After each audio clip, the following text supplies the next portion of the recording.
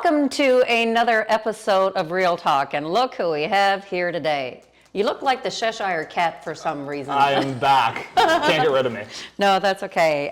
So Andrew Stevens, right from Exit Metro. So Andrew, you and I are a lot alike when it comes to, talking about the market and the frustrations that we're seeing, what's happening. Should agents be undervaluing, I can't even say the word right today, should we be underpricing homes right now in our market? Short answer, no, in my opinion. Yeah. Look, the reality is we have a ton of comparable sales to look from now. Yes. So when we started doing this like undervaluing or underpricing listings kind of on purpose, it kind of was the trend, and if you weren't doing it, people were overlooking your listing. So that was kind of the danger of not doing it at a certain point, right? Talking 2021, early 2022. So fast forward a couple of years, now we have all these comparables to draw on, right? And I think that, 9 out of 10 times if I'm pricing a listing, I'm pretty confident in my pricing based on what I'm looking at in the market around it. Speaking of that, so are you looking at the last 3 months of sales? Are you like, well, Johnny over here sold in 2022, 2021 for X amount of dollars. Are you bringing that in, or are you just looking, because I'm just looking at, past 3 months, 30 days. As a general statement, I'm looking for the most recent that I can find. I'm definitely not going back to 2021 or 2022 for the most part. Every now and then you get this odd listing that might just be like, it's not a cookie cutter home, it's a difficult one to price. Maybe it's in a neighborhood that it's been, very stagnant. It's kind of like I'm trying to think of a neighborhood, like somewhere like Westmount, where people move in and they never leave, right? They leave 25 years down the road. Now, there's been some sales there recently, but you get my point. I think every now and then you get a listing that is difficult to pinpoint, right? So there might be a case where I'm all for underpricing for like a strategic element to it. So let's say, for example, I'm in a house and I'm pretty confident the sale price is going to be somewhere in the $515, $520, or $525 price range. Well, I might list that at $499.9 as a strategic thing, right? Get it under $500 and let the market come to you. But if I think it's going to sell for $579, I'm not listing for $499. I might list for $549 or $599. Like usually I'm listing right now pretty much at market value, unless I see a strategic element that I feel is in my client's best interest. So like I just said, kind of just slightly undercutting to get it under a threshold for a certain search criteria, for example. And that I agree with, because I wouldn't do anything different than that. And you talk about comparables. I remember I went on a listing appointment and I was so frustrated. They had just purchased the house, maybe a year old, new construction. They did a driveway, did a Generac system. They bought it for, let's say X amount of dollars, right? And I'm thinking, okay, they just had it just a year. And if I go in at, maybe, just $100,000 more, they're not even going to look at me. Yeah. And so I called another agent in our office and I said, hey, this is my scenario. And he said, Sandra, go in at this price, which was $300,000 more than what they purchased. Yeah. And he said, but it won't sell at that. He said, because nothing in this area is selling at that. He said, you're going to sell. You'll get an offer based on, what the price point that we're talking about. Yeah. I went into that listing appointment and I just had the exact comparables. Yeah.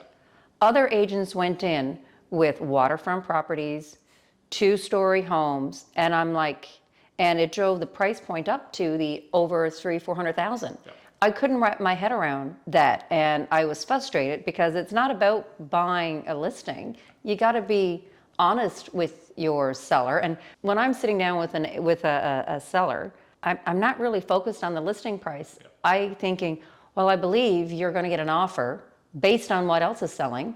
Yep. You're going to get an offer within this price point. Yep. So where would you like to list? Because the numbers are the numbers. Yeah.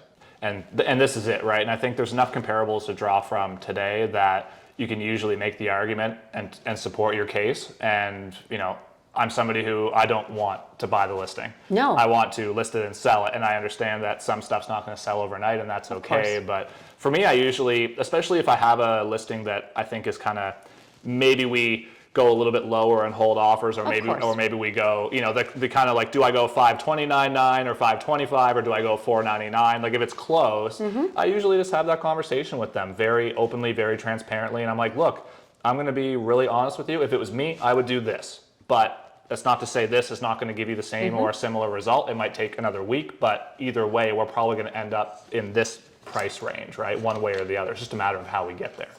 47% of the product that has been selling since January reduced in price. Yep. And I mean, sometimes you'll see a property that's reduced by a couple $100,000. That's usually in the luxury market. But the average, I think, for January was around 30, 37, and now it's around, I think, across the market's around 23,000 year to date. But there are bigger price dropping. How are you educating your buyer? So, you're going into that house in Sackville or the one over in Portland. How are you educating your buyer? Like, what are you setting them up for their expectations? Yeah, I think, to be honest, I think there's a lot of agents in the market in general that, okay, let's say you're on the run, right? And a buyer texts you and they say, hey, I want to go see 123 Main Street. And they just go on showing time and they book it, and then they see the house when they get there. And for me, it's very much the opposite. Even if I'm on the run, I'll book the showing, but when I get back in front of my computer, or if I have time to pull out, Paragon on my phone, I'll scan through the listing and take a look at it.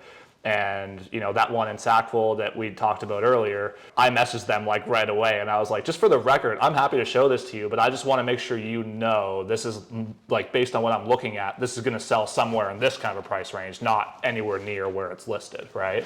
And that listing ended up having 30 something offers and went way over asking, right? So I make that kind of clear before we go in, even if I can't pinpoint it exactly, obviously, without seeing it in most cases, but I usually will at least have a pretty good idea, right? Like, there's times when you see something, you're like, well, why is that a $299 not? Because it's definitely a $400,000 house. And it just makes no sense to me at all, quite frankly. There's only a handful of agents out there doing it. Yep. And then they're promoting the market's on fire. You're not a rock star. The market is not on fire. Correct. I would agree. Okay, I won't rant anymore because you know what I'm like when I get going. But anyway, I think it's really important that, when you do step into the buyer agent role, that you are educating your clients the way they are, because it must be heartbreaking, because with limited inventory and you see this perfect house and then you go in and it's like, it's selling that way over. It's just, it's heartbreaking. There was one. And it's discouraging. It's buyer fatigue. It is, and it makes people want to walk away and not even go ahead and buy their own house, right? So I showed one in Dartmouth a couple weeks ago. It was listed at $349.9. Showed it. They loved it. We wrote a very good offer, and I even told them when we wrote the offer that it likely was not going to be the winner. House sold almost $100,000 over my offer. And we were very over. Like we were like in the property grossly underpriced? Yes. So it was like listed at $350,000. We wrote it was close to the mid fours range. This house sold for over $500,000. Yep. Right. And it's just not the norm right now. And the only reason that's happening is because of where they're pricing it. And to be honest, that's not doing really any good for anybody. It's not really helping agents. It's not really helping the overall thought process towards the real estate industry and realtors. It's really only helping that listing agent promote themselves on Instagram. And they say, oh, I got 150 grand over, which by the way, you can't even say anyway, but everybody does it. But that's what that's promoting. It's not necessarily in the best interest of the seller at the end of the day. Is it fair to say that when an agent is doing that, then you get the media talking and people are negative. There's no affordable housing. The first-time home buyer can't afford that. Yep. It's because the listing agent we're causing this crap. Yep. Essentially. In a big way. And I think that like a listing like that one, it never should have been in that affordable echelon to begin with. No. Right. And I think that's the thing. And especially nowadays, everything's so transparent with, Viewpoint, and now Realtor.ca is showing sale prices as well. So these buyers are looking on there all the time. And they're looking on there, and I see it even from the consumer side on my own social media. I'll see people screenshot stuff like that, listed for X, listed for $350, sold for $545.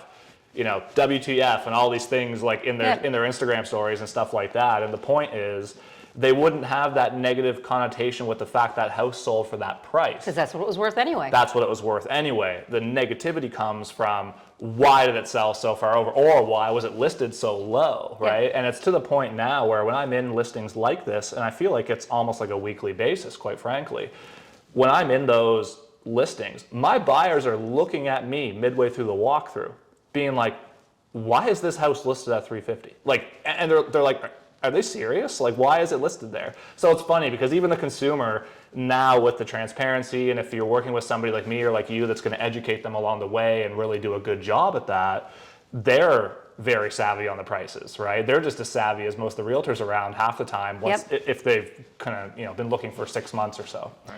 We had a young agent in the office the other day on our private Facebook group. He said he had a buyer, looking for a home that was $405,000 that didn't have any upgrades, that was upgraded. Yep. Of course, the buyer is, and so this realtor said, I'm really sorry, but I can't help you. Like within 20 minutes of Halifax, I cannot help you. Yep. And the buyer was so upset with the agent at our office, but the agent is like this is the reality. Like that particular house, that's going to go over asking, Yep. and it's because it was grossly underpriced. And again, when I see the negativity that the consumer feels or is demonstrating in the media, well, make no wonder. Yeah.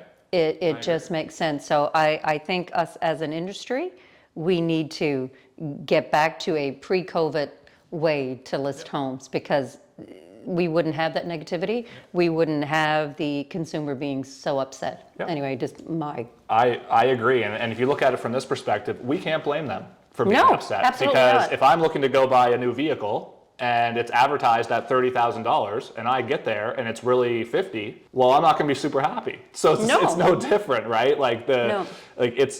I try to tell people, and I told them this all through the pandemic, is it's a marketing price. It's not the price, not always anyway, Yeah.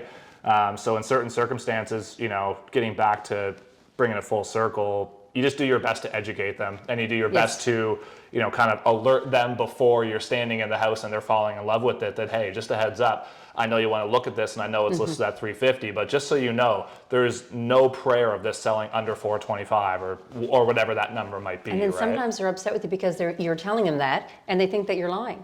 Got to think of me as your doctor. I need to tell you what you want to hear, not necessarily what you need to hear. Or I what you hear need to you. hear, not necessarily what you want to hear. No. Same thing, right? Well, on that note, Andrew, I just want to thank you for dropping by again today. Thank you so much.